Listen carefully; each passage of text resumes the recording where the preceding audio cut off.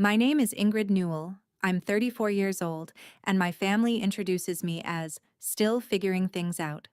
Tonight, at the dinner where my sister presented her new boyfriend like a closing gift, my mom would cut me off before I could say what I do for a living, and the whole table would laugh on cue. What my mother didn't know was that the polite stranger passing her the green beans had spent 14 months looking for me. Not for my sister. For me. And what happened 11 months later at my sister's wedding, under a ceiling I knew better than anyone alive, in front of a national television crew. My family still can't talk about it. I can. I've had practice being the only one at the table telling the truth. Welcome back to Calm Drama Stories, where family secrets come to light and quiet women find their voice.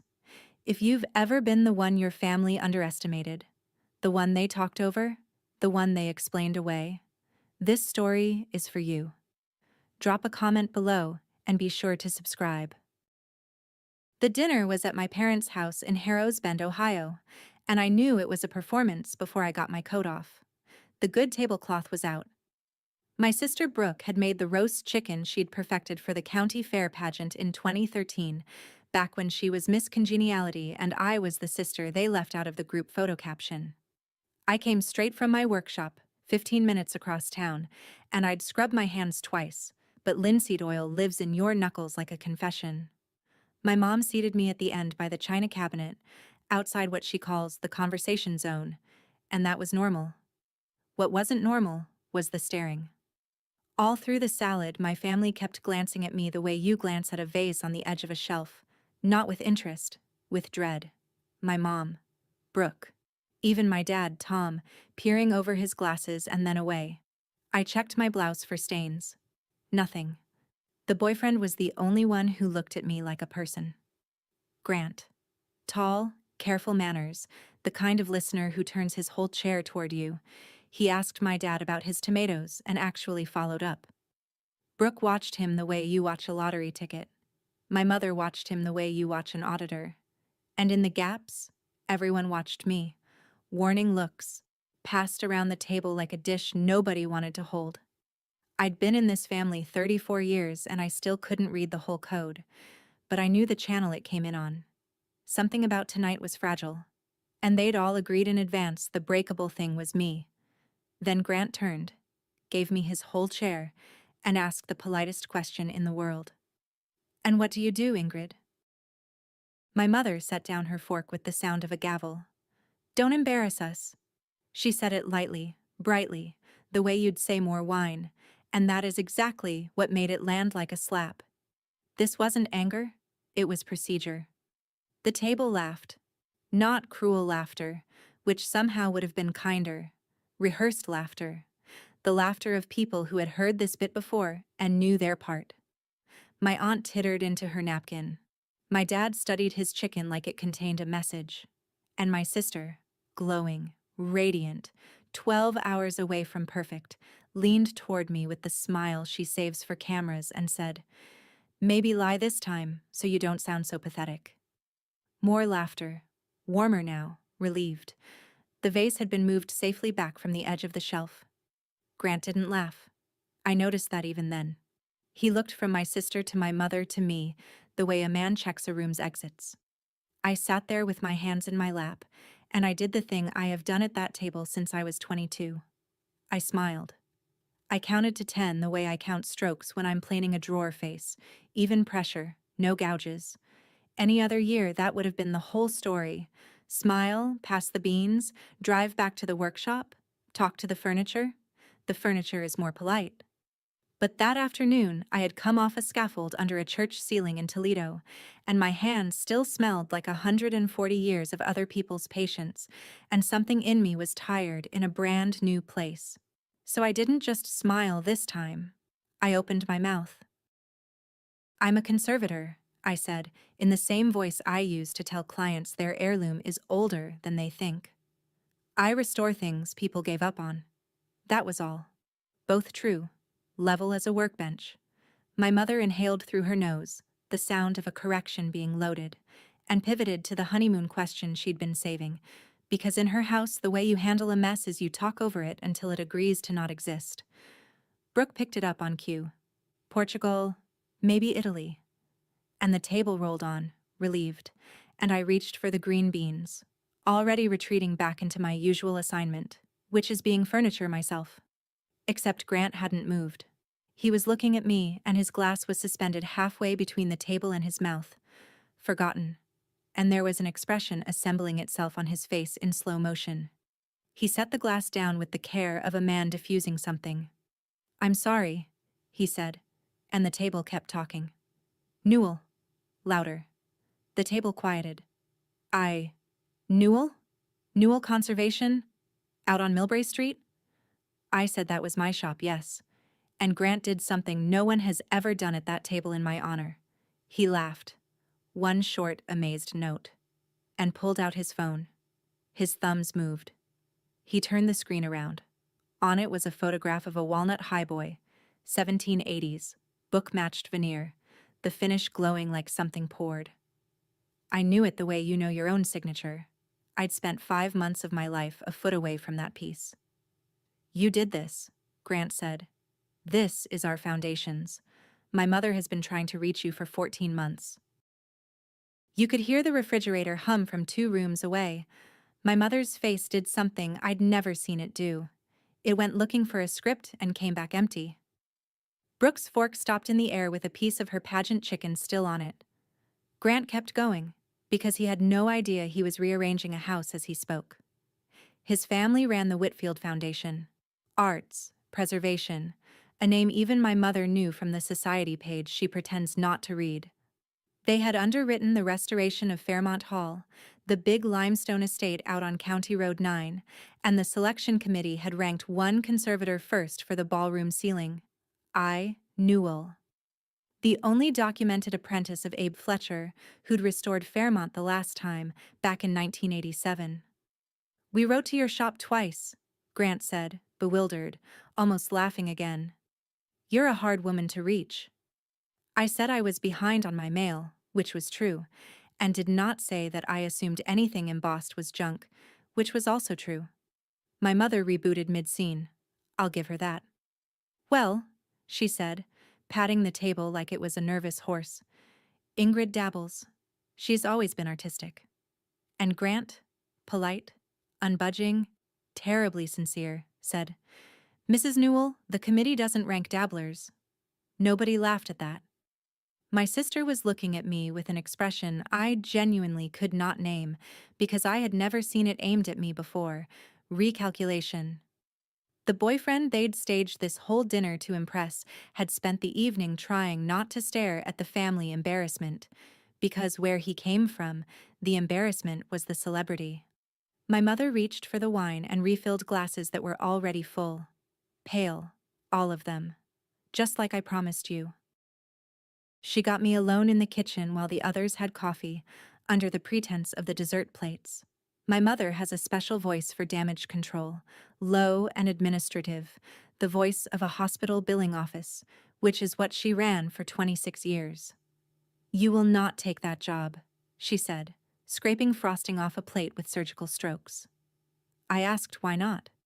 "Because that hall is where your sister is getting married, if this goes where it's going. You'd be underfoot at Brooke's venue for months. Ladders, tarps. You in coveralls, while his family walks through in suits." She rinsed the plate, set it in the rack, and looked at me. And for one strange second I saw the thing underneath the whole performance. Not contempt. Fear. Fear with 30 years of management training. "This wedding is bigger than your hobby, Ingrid. One wrong impression and people decide things about a family. That's all it takes. One." And there it was, the operating system laid bare on the kitchen counter. She had never once asked if I was good, because good wasn't the metric. Explainable was the metric.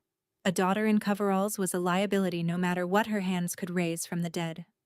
I dried my hands on her good towel and said I'd think about it, which we both knew was my polite lie, the single dialect of mine she's fluent in. I drove back to the workshop with the windows down. Above my bench, taped where Abe left it, is a yellowed card in his block printing. "Nobody claps for the glue.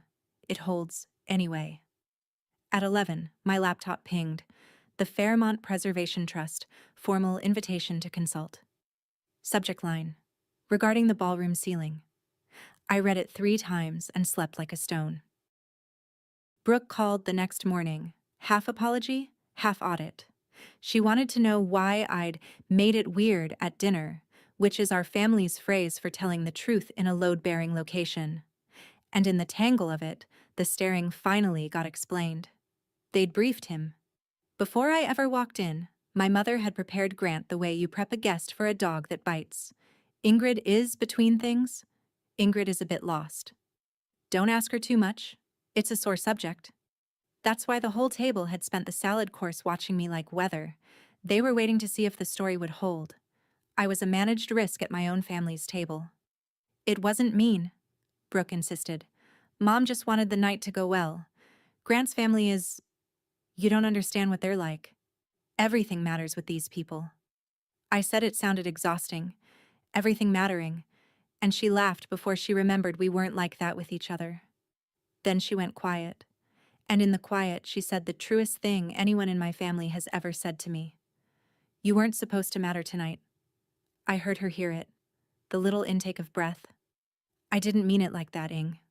I looked across the workshop at Abe's card above the bench, the glue that holds anyway, and I felt the sentence settle into place like a dovetail.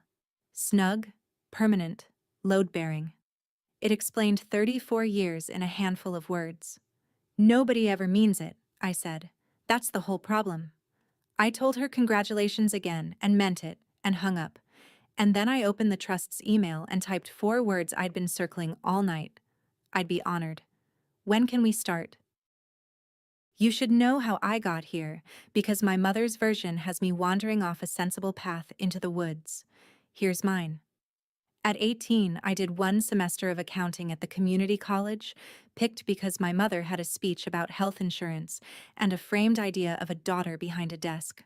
That October, our church hired an old man to fix the water-damaged altar rail at St. Anne's, and I stayed after choir to watch him work. His name was Abe Fletcher. He was 71 then, hands like tree roots, and he touched that ruined walnut the way paramedics touch people. I asked if it was hopeless. He said, "Nothing's hopeless. Some things are just waiting for somebody patient." I dropped accounting by Thanksgiving, and my mother didn't speak to me for a month, which she called dignity, and I later learned to call weather. 12 years I apprenticed in this same brick storefront on Millbrae Street. Veneer, gilding, hide glue you warm like soup, the chemistry of old varnish, the ethics of it. First, do nothing you can't undo. Abe died 2 winters ago, 85, at his bench, which is the only place he'd have agreed to do it. He left me the building, the tools, and a boiler with a death rattle. I live upstairs. I talk to Chippendale chairs more than I talk to my mother. The chairs are more polite. Here's the detail that matters, though. The one I didn't see myself for years.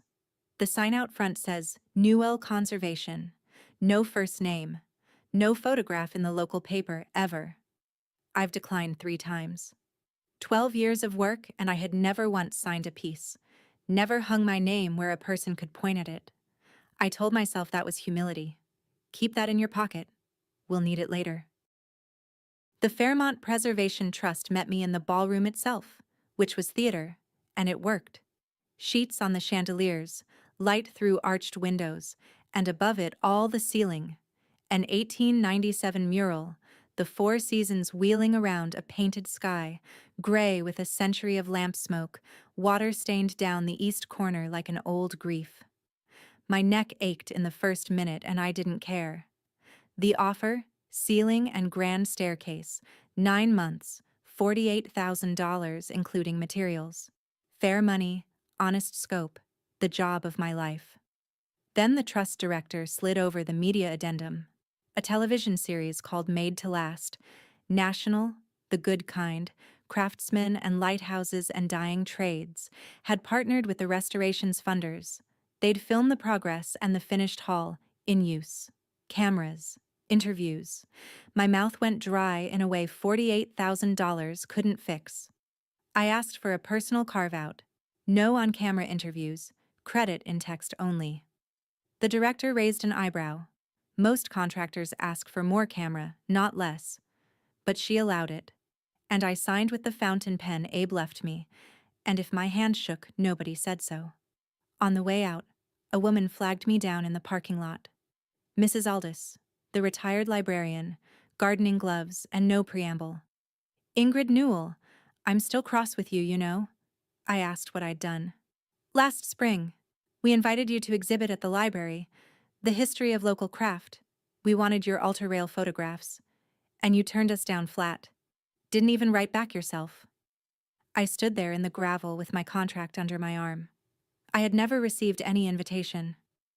Mrs. Aldous, I said slowly, who told you I turned it down? Before I tell you what she answered, you need one more piece of Abe, because he's load-bearing too. Third year of my apprenticeship, St. Anne's again, the big oak altar table this time, cracked clean across the top after a furnace flood. And I was 20 and ambitious, and I wanted to make the crack disappear. I'd planned the whole invisible repair, fillers and touch-up, a magic trick. Abe watched me lay it out, then put his root-knuckled hand flat on the split. What happened to this table? I said, a flood. So it's true then, the crack. I said obviously.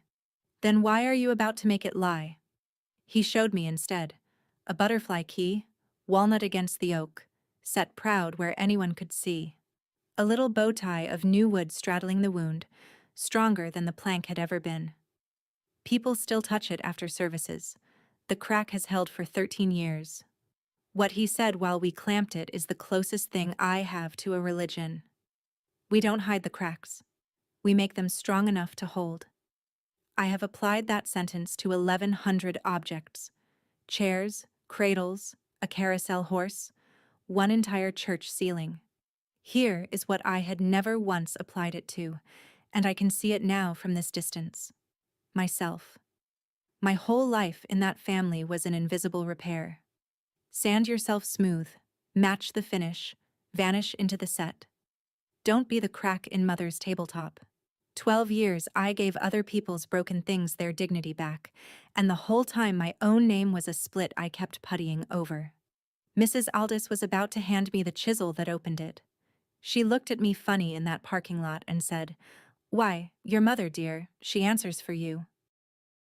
I'll come back to Mrs. Aldous because I made myself verify before I let it become true. First, Sunday dinner, where my mother ran her counterattack like a quarterly review. She waited for the pot roast to land and then announced, to the table, not to me, that's the technique, that the $20,000 Grandma and Grandpa had set aside years ago for Ingrid's building would be held for wedding costs instead. Weddings come first, the boiler will keep. The boiler, for the record, was 14 years past its service life and sounded like a man clearing his throat before bad news. Hide glue needs a warm shop. Gilding size needs a warm shop. A cold snap at the wrong hour can cloud a French polish I'd spent 60 hours building. She knew none of that and all of it. She didn't need the plumbing diagram to know where to press. And then the second barrel, delivered with a smile to the gravy.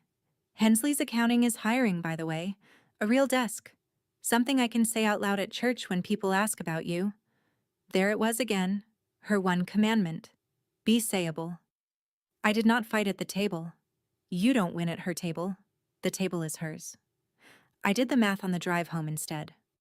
48,000, minus materials, minus 9 months of living. The Fairmont job would carry the shop, but not a new boiler too. So I picked up night work, French polishing dining sets for a furniture store in Toledo, 10 to 1 in the morning, 3 nights a week. Days under a painted sky, nights buffing shellac in a warehouse. You want to know what a woman's worth in my family? Check what she's allowed to freeze for. Now, Mrs. Aldous. She forwarded me the email chain that week, apologizing for the fuss, and I sat at my bench and read my own obituary in my mother's prose. The library's invitation, sent to my old contact address, my parents' house, from back when I was an apprentice and had no address of my own. And the reply, from my mother's account, polite as a sympathy card. My daughter is no longer working in this field. Please remove her from your list and do not contact her again. No longer working in this field. I checked the date. It was the same month I'd finished the carousel horse for the county museum. She'd seen it in the paper, uncredited, and asked why I wasted my light on other people's junk. Mrs. Aldis, bless her card catalog of a memory, recalled at least 2 other approaches over the years: a historical society talk, a school career day. Same address, same answering service. Each one declined in my name, kindly, finally. I want to be careful here, because it matters. I don't think my mother sat cackling in the dark. I think she truly believed she was steering a wayward daughter around potholes. Every door she closed was, in her arithmetic, one less chance for me to stand in public wearing coveralls and shame her. That's what made it worse. Malice you can argue with. Arithmetic just runs. I sat there a long time with the shop quiet around me, all those rescued objects listening, and I understood the shape of my own life for the first time. My mother didn't hide me from the world. She hid the world from me and called it housekeeping. I didn't call her. There was no version of that call where anyone heard a crack and thought to reinforce it. Instead, I went to work under a sky somebody painted in 1897, and I started climbing. The scaffold went up in Fairmont Hall on a Tuesday in November, a steel forest with a plank deck an arm's length under heaven. The first day, I did what Abe taught me to do with any patient. I lay flat on my back on the deck, 1 arm's length from the mural, and I just looked. Up close, the 4 seasons came apart into brushwork, a swallow's wing done in 3 strokes, a harvest wagon with its wheels scumbled into motion, the painter's confidence still alive under a century of lamp smoke, and 1 long water stain bleeding down the east corner like the building had been crying about something since Prohibition. I lifted my palm and held it a few inches off the plaster, not touching. Abe's ritual. You introduce yourself first. 9 months, I told it. I've got you. And I need you to hear this next part the way it happened. Plain. No violins. While I was lying there, the venue manager walked her clipboard across the parquet below and called up through the scaffold, friendly as a doorbell. Big year coming. We're booked solid after your reveal. First events locked in already. August wedding. Newell. Whitfield party. Any relation? The scaffold did not move. I did not move. Somewhere above my face, painted January went on snowing on a painted village. My sister. Of course. Brooke wanted the finest hall in the county, and the finest hall in the county was going to be fine because of me, and nobody in my family had connected those 2 facts, because connecting them would require saying my name and the word conservator in the same sentence. Distant, I called down, which is the truest thing I've ever said through scaffolding. So there it was, the whole second half of my story, laid out like a job sheet. Every hour of the next 9 months, I would be restoring the ceiling of my sister's wedding. Quick pause, because I need to ask you something. If you ever discovered your own family was quietly closing doors you never even saw, how did you find out? And what did you do? Tell me in the comments. I read every single one. And if you're new here, subscribe. Because what my mother did when she saw my name on that contract, you should hear it from me. My mother came to the workshop in December. 34 years, and it was her first time through that door. She stood in the middle of my shop. The racked lumber, the wall of clamps, the carousel horse waiting for its museum crate, 12 years of resurrections, and she looked at none of it. She stood the way you stand in an airport lounge, coat on, purse held in both hands, a woman refusing to check her bags into my life. I'll come to it, she said, and came to it. Withdraw from the Fairmont contract. I'll give you $25,000. More than the boiler, more than Grandma's money. Consider it a business decision. I asked her to explain the business. She did, and I'll say this for my mother. When she finally shows you her ledger, she doesn't flinch. The wedding was the merger of her lifetime. A Newell marrying a Whitfield, and every variable needed managing. A sister on scaffolding at the venue was a variable. A sister in coveralls when the in-laws did their walkthrough was a variable. One wrong impression, Ingrid. People decide things about a family. I listened all the way to the end. Then I told her the truth in the only language I fully own. This one isn't reversible, Mom. First rule of my trade: never do what you can't undo. I signed. It's load-bearing now. She looked at me for a long moment, and something moved behind her face that wasn't anger. Inventory, maybe. A recount coming out wrong. At the door, she paused with her hand on the frame Abe planed by hand in 1974. Then stay off the ladders in August, she said, and was gone, and the bell over the door rang bright and stupid into the quiet. $25,000. To not exist at my sister's wedding. My dad came by 2 weeks later with a box of thumbprint cookies and a thing he needed to put down. He walked the shop slow, touched the carousel horse's mane like it might startle, and then he sat on the bench by the stove and told me about the shoes. My mother, 15 years old, St. Anne's parochial school. Her father, my grandpa Earl, I never met him, was the school janitor. 30 years of waxed hallways. And the mothers at pickup, the ones with sedans, used to do a bit when Sandra walked past. They'd drag their shoes on the floor, that squeak of a mop, just loud enough. Girls in her class picked it up. Squeak when Sandra answers in history. Squeak when Sandra wins the spelling ribbon. Her shoes had newspaper in them one whole winter, my dad said, looking at his hands. She showed me once when we were courting, and then never again.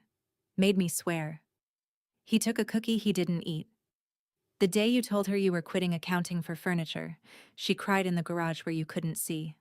Not because she thinks the work is beneath anybody, Ing. Because she spent 40 years getting the squeak out of this family's floors, and you walked back onto the wax on purpose. We sat with that. The stove ticked. It doesn't make it right, he said finally, which was the bravest sentence of his marriage, but you should have the whole ledger. Then he asked me not to tell her he'd told me, and he went home to her, the way he always goes home to her, and I sat alone with the cookies and a brand new problem. It is so much easier to fight a villain than a wound wearing your mother's coat. The wedding invitation arrived in March. Heavy creamstock, Fairmont Hall pressed into it blind, which meant I could feel my own job under my thumb like Braille. Beautiful thing. And behind it, 2 days later, the phone call with the terms. My mother's list voice. The Whitfields would be hosting relatives from 3 states. The photographer was booked for the walkthrough. And I would attend. She was glad I'd attend, she said. And I believe she was, as Brooke's sister who was between jobs. It's simpler, Ingrid. One evening. You'll say you're between jobs. Don't embarrass us twice. Twice. I stood in my shop with the phone against my ear, looking at the wall where 12 years of other people's treasures had gotten their names back, and I want to be honest with you about the pull of it. Every family has a currency, and mine pays in one coin, being no trouble. I had been rich in it my whole life. All I had to do was stay rich one more evening. Instead, I looked at the RSVP card with its 2 little boxes and its blank line for names, and I wrote, in the good ink, in my steadiest lettering, Ingred Newell, conservator, Fairmont Hall. Attending. No +1, no explanation. Just the truth. In a single line. I walked it to the mailbox on the corner that same hour so I couldn't reconsider, and when the lid clanged shut, it sounded exactly like a mortise chisel seating home. There are cuts you can steam out, and cuts you can't. I stood on the corner in the March wind and understood, calmly, both fully, that I had just made the second kind. My mother received the truth by mail. She did not call. Her silence had a size to it. The next months I can give you in strokes, the way the mural painter gave the swallow its wing. Winter. Night shifts at the furniture warehouse. Buffing shellac until 1 in the morning, sleeping 5 hours, then up the scaffold by 8. Spring. The water stain in the east corner surrendered inch by inch. Under it, a painted harvest girl nobody had seen clearly since before my grandmother was born, came back with dirt on her feet, and a smirk the painter absolutely meant. I logged every solvent, every retouch, in the bound journal Abe kept his in. Some nights I fell asleep up there on the deck, flat under a sky that was slowly remembering it was blue. And every few weeks, the funders visited. That is how I met Vivian Whitfield, Grant's mother, chair of the foundation, a woman my mother's age who wore quiet like other people wear jewelry. First visit, she climbed the scaffold ladder in her good suit without being invited, lay down flat on the deck beside me without being asked, and studied the harvest girl for a full minute. "Sturgeon glue?" she said finally. "Isinglass for the flaking," I said. She nodded the way examiners nod. No small talk about my clothes, no translation of me for the donors. She asked about consolidants the way other people ask about weather, and listened to the answers. On her third visit, she said, conversationally, "Sealing ward. You're the bride's sister. I put it together from the trust paperwork." A pause. One brushstroke long. "Odd. Your family told us you were between jobs." I kept my eyes on January. "I'm never between jobs," I said. "Just between thank yous." Vivian Whitfield laughed exactly once, like a door unsticking, and from that day forward there were 2 women in the county who knew precisely what I was worth. In June, the producer from Made to Last came to schedule the finale segment, a kind man with a gray ponytail and a scheduler's ruthlessness. The series wanted the hall alive, not velvet ropes, but the room doing what it was restored to do. The first event on the books after final inspection was the August wedding, and the Trust's media clause covered venue events. He was already talking crane shots. I reminded him of my carve-out. No personal interviews. He didn't argue. He did something worse. He was honest. "We'll respect that, Ms. Newell, but understand what it means. We film the ceiling either way. The story airs either way. Your name is in the trust documents and the credits. That part isn't yours to hide anymore. The only thing you control is whether the person in the story is a name on a black screen or a woman standing under her own work." He let that sit, then added gently the sentence that followed me around for a month. "In my experience, when the subject won't speak, someone else always will. Stories don't stay unnarrated, they just change narrators." I climbed back up the scaffold after he left and lay under the finished spring quadrant, and for the first time the silence up there didn't feel like sanctuary. It felt like a draft coming through a joint I'd never sealed. All my life I'd told myself invisibility was humility. But invisibility isn't a neutral act. Not really. It's a vacancy, and vacancies get filled. My mother had been narrating me for 34 years to librarians and historical societies and future in-laws, and I had held the ladder for her by saying nothing. I could keep hiding from the camera. I could not keep hiding from the name I had finally learned to sign. Brooke came to the workshop in July, 7 weeks out from the wedding, carrying fabric swatches as a passport. She had never seen the shop either. Unlike our mother, she looked, wandered the racks, touched the carousel horse, picked up a cabinet scraper and put it down like it might be loaded. "Has it always smelled like this?" "Linseed and hide glue," I said. "Since 1974. She circled a while, swatches forgotten, and then she sat on Abe's stool and came apart a little, in the contained way pageant girls are taught. "The Whitfields were lovely," she said. That was the problem. Lovely in a language she was still learning. They talked about board seats and Basel and provenance, and she'd nod and file words away to look up in the car. Mom had the wedding scheduled down to the minute, including, she laughed wetly, a family photo slot timed for when the film crew broke for dinner. "She thinks of everything." Then she looked around my shop, at 12 years of patient repairs, and said the thing she'd actually come to say. "You're lucky, Ing. Nobody expects anything from you." She meant it kindly. That's the worst part. I handed her back her swatches and said, as gently as the truth allows, "That's not luck, Brooke. That's a sentence. I've just finished serving it." She left with wet eyes and perfect posture, and at the door she stopped. And for a second I saw the 8-year-old who used to hide in my room when our mother's disappointment went looking for a target. "The film crew," she said. "Mom got their dinner break in writing. She planned around you, Ingrid. She always plans around you." The door closed. The bell rang. 7 weeks out, and both of us finally knew the seating chart. We struck the scaffold on the first Friday in August, and Fairmont Hall got its sky back. I wish I could hand you what the room did that evening. Late sun through the arched windows, and 129 years of lamp smoke gone, and the four seasons wheeling overhead in the colors the painter mixed the year my great-grandparents were children. The trust director stood in the middle of the parquet and forgot to finish her sentence. The inspection passed without a note. And then 2 men from the trust did something I hadn't requested and couldn't prevent. They mounted a small bronze plaque by the ballroom door, per foundation policy, the same policy that credits architects and dead painters. Ceiling and staircase restoration, I, Newell and Studio, 2026, 4 inches of metal. My name, in public, at the scale of 2 fingers.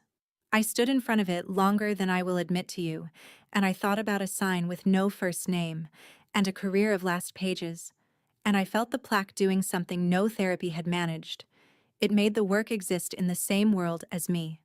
That's when I heard heels on parquet. My mother, with the wedding planner, doing their walkthrough. She saw me, saw the plaque, and read it the way you'd read a lab result.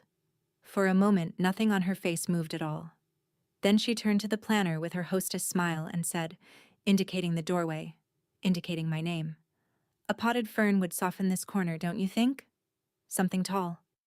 The planner made a note. My mother walked on into the sunlit hall her daughter had raised from the dead, trailing a to-do list, planning her fern. The night before the wedding, I had a legitimate reason to be in the hall. Final humidity check, contractor's privilege. And I used it the way people use churches after hours. The maintenance deck rolls along the cornice.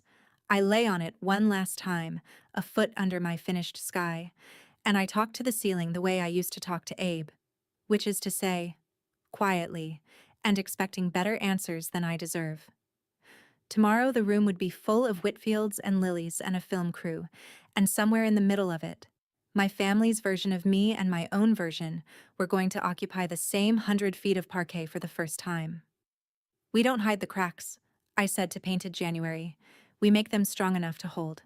So I set my terms, plainly, the way you set a clamp. I would go as a guest and a sister, and I would be glad, genuinely, because Grant is a good man, and Brooke under all the pageant lacquer is my sister. I would not perform, I would not campaign, I would not stand in front of any camera on purpose. But if the truth walked up and asked me a direct question, I was done lying to its face. That was the whole boundary. It fit on an index card. It had taken me 34 years to draft. I climbed down, locked up my kit, and my phone buzzed in the dark hall. The producer. "Looking forward to tomorrow. Heads up. Someone from your family called the network this afternoon. Introduced herself as the family spokesperson. Wanted to preview our questions." I stood under the ceiling with the phone glowing in my hand. Of course she had. Narrators don't retire. They have to be replaced. The producer had declined her, politely and completely. Network policy, no third-party approvals, and per the transparency clause he was obligated to tell the trust's contractor about the contact. Meaning me. My mother had called a national television network to manage my footage, and the only thing she'd accomplished was making sure I heard about it with time to think. There's a lesson in there about control, but she wasn't taking my calls to hear it. Wedding morning was blue and merciless, the kind of August day photographers pray to. My phone lit up at 9. "Brooke. Just keep it vague tonight, Ing. Please, just tonight." Vague. The family's word for me, in the end. Not a lie, exactly. A soft focus, a fern in front of a plaque. I typed and deleted an answer 4 times, then sent the only thing that was true and kind at the same time. "I'll be exactly your sister. Promise." I put on the sea glass green dress, the only thing I own that has never been within 10 feet of a shellac pot, and I looked in the mirror over Abe's wash basin. Not between jobs. Not a bit lost. A woman with 9 months of a ceiling in her shoulders, and her own name freshly cut into bronze, going to a wedding where the script called for her to be scenery. My mother had a plan with a fern in it, and a photo slot timed to the crew's dinner break. The network had a plan with a crane shot in it, and I had an index card. In my trade, when two forces pull a joint in opposite directions, the joint doesn't get to stay neutral. It holds, or it opens along the oldest crack. I drove to my sister's wedding to find out which I was. One question, while the guests are being seated. If stepping into the light would cost you the only version of your family that was ever kind to you, do you still step in? Answer me honestly, down in the comments, because in about 10 minutes of this story, that question stopped being hypothetical for me, in front of 180 people. Here's what I'll say about my sister's wedding, and I say it without a gram of irony. It was beautiful. The hall was drowning in white lilies, the quartet was good, and when Brooke came down the grand staircase, my staircase, every baluster of which I had cradled like a patient, even I forgot the staircase. She was radiant, and Grant looked at her the way Abe used to look at unrestorable pieces that got restored anyway, and I cried actual tears into an actual monogrammed napkin, because she is my sister, and I am not made of shellac. My mother ran the event like a conductor, and I'll give her this forever. She was magnificent. Every transition greased, every great aunt shepherded, every variable managed, almost every variable.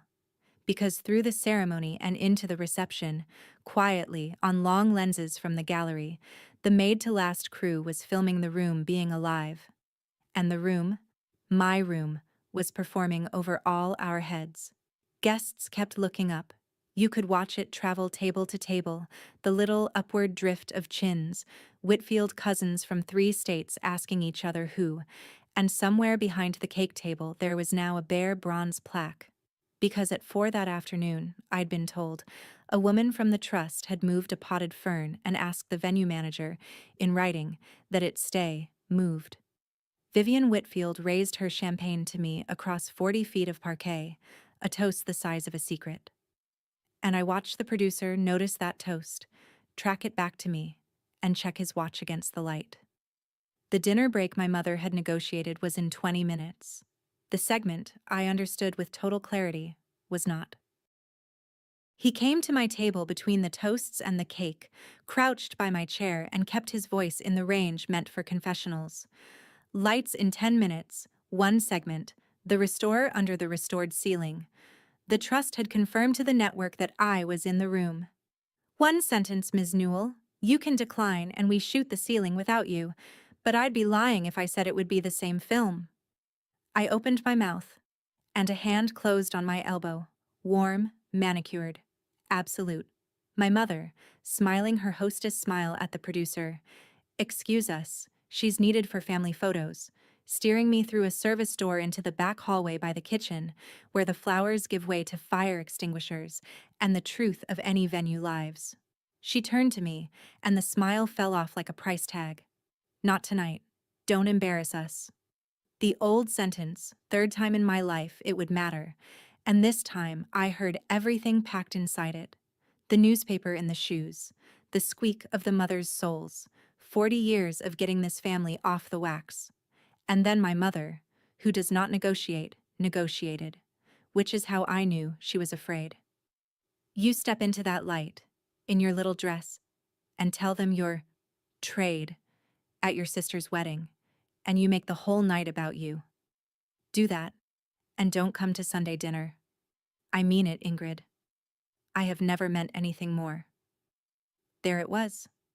The full price, printed clearly, no hidden fees.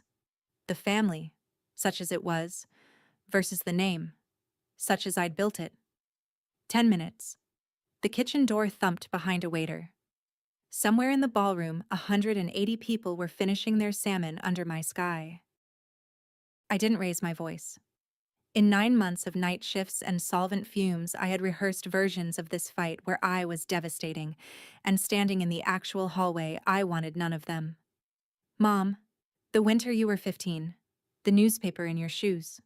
Her face went white, then a furious pink. Who told? And stopped, because there was only one who, and he was seating great aunts 40 feet away, and some part of her chose, right there, not to spend him. I understand what you've been running from my whole life, I said. I finally do. But Mom, I'm not Grandpa Earl's mop bucket. I'm not the squeak in the hallway. I'm the ceiling. I'm the thing this whole county is sitting under tonight, looking up at. Her grip on my elbow loosened, not to release me, recalibrating. And then my mother did the last thing in her arsenal, the true last thing. She let me see the wound.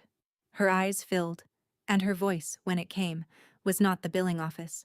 It was 15 and wearing wet cardboard. Respectable is all I have, Ingrid. It's all I ever had. The hallway hummed. Refrigeration, probably.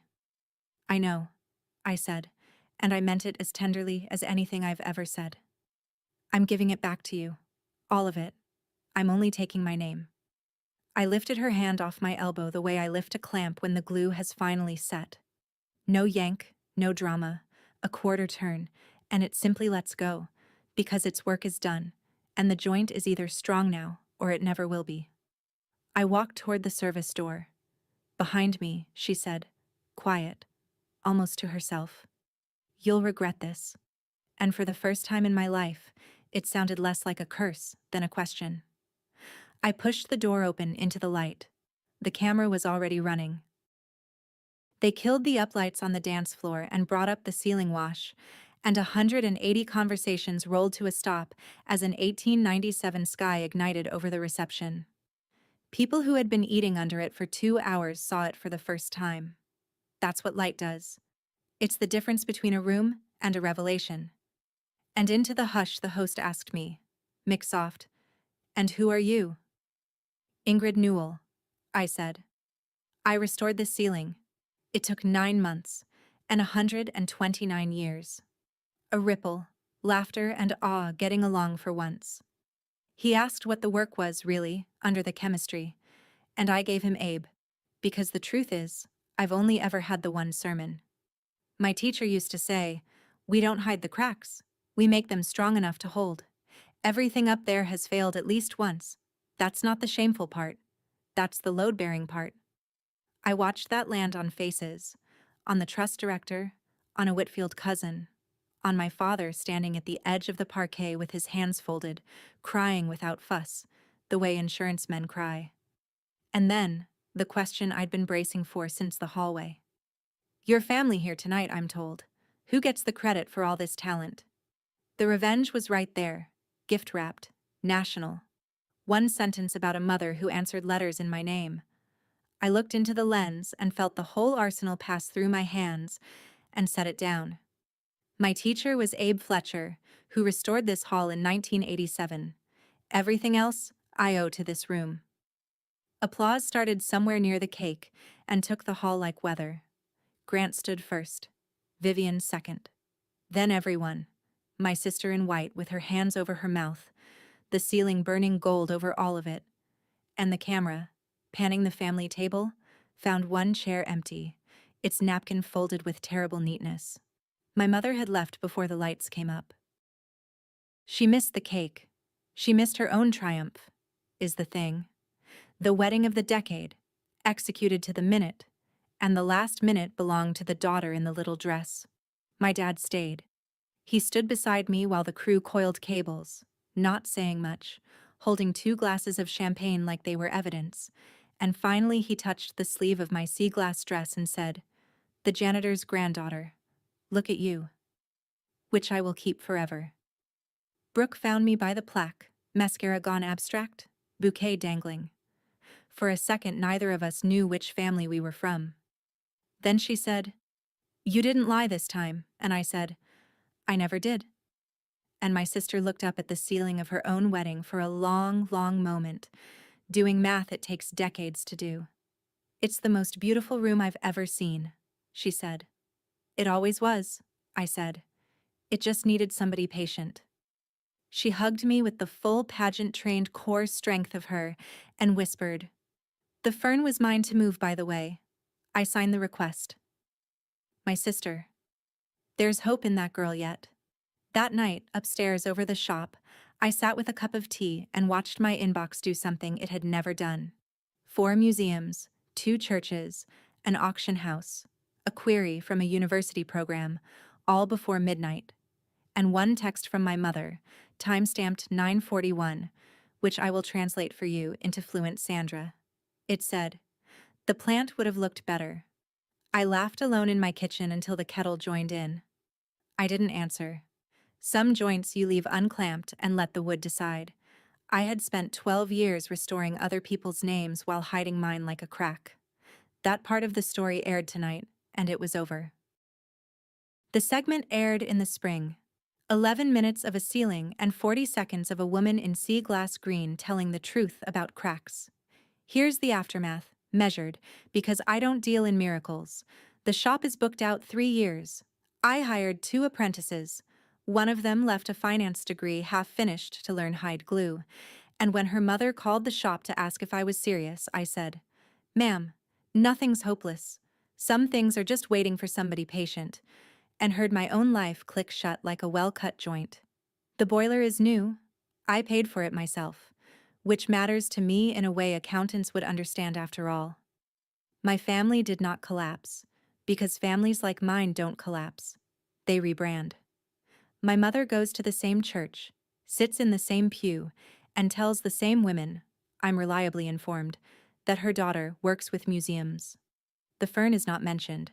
The wedding is described as featured on national television, with the source of the featuring left gracefully vague. The force my mother serves didn't die at that wedding. It never dies. It just updates its slogans. What changed is smaller and bigger than that. It doesn't run me anymore. Sunday dinners went on without me, and the strangest discovery of my year was that I wasn't hungry at that hour. My dad comes by the shop every other Wednesday. He drinks his coffee in the good chair, learns the names of glues the way other men learn ball players, and never once tells me what my mother says about the broadcast. Sometimes love is just showing up on alternate Wednesdays and mispronouncing isinglass with total commitment. I'll take it. In my trade, you learn to work with the material you're given. A year on, Brooke Whitfield now, came to the workshop a second time. No swatches, no pretext, carrying the little jewelry box our grandmother left her, its hinge torn out of the wood. She sat on Abe's stool for 2 hours and watched me cut the patch and asked real questions and used the word provenance correctly and then grinned at herself. We are learning a new language, my sister and I, slowly, without a phrasebook. And then, one Wednesday in October, my dad arrived carrying something wrapped in a dish towel, holding it the way you hold other people's newborns. Grandma's teacup, the good one, the one nobody was ever allowed to wash, broken into 3 pieces. It had been broken, I gathered, for years. Hidden in a drawer, the way we hide what shames us. Tucked inside the towel was a note. One line in the slanted hand I'd know anywhere. If you have time. No apology. No signature. My mother doesn't speak that language, and at 63 she isn't going to learn. But in her native tongue, in the grammar of a woman who spent her life hiding every crack she ever suffered, handing me a broken thing and trusting me to mend it was the longest sentence she had ever said to me. I mended it kintsugi style, the seams dusted gold, the breaks made brighter than the glaze, strong enough to hold. I sent it back with no invoice. Some work you do for the record. I'm Ingred Newell, 35 now, and this year when strangers ask what I do, there's a bronze plaque, a broadcast, and a booked calendar that answer before I can. But I answer anyway, out loud, first person, every single time. If I've learned one thing worth the price I paid for it, it's this. You can spend your whole life waiting for your family to say your name right. Or you can sign it yourself and let the work say the rest. If this story stayed with you, the dinner where they told her to lie, the ceiling she brought back to life, the chair that sat empty when her name finally rang out, share it with someone whose work goes unseen. And if you believe quiet skill outlasts loud opinions, subscribe to Calm Drama Stories. There's a new story every week about quiet women finding their voice, and one of them might sound like yours.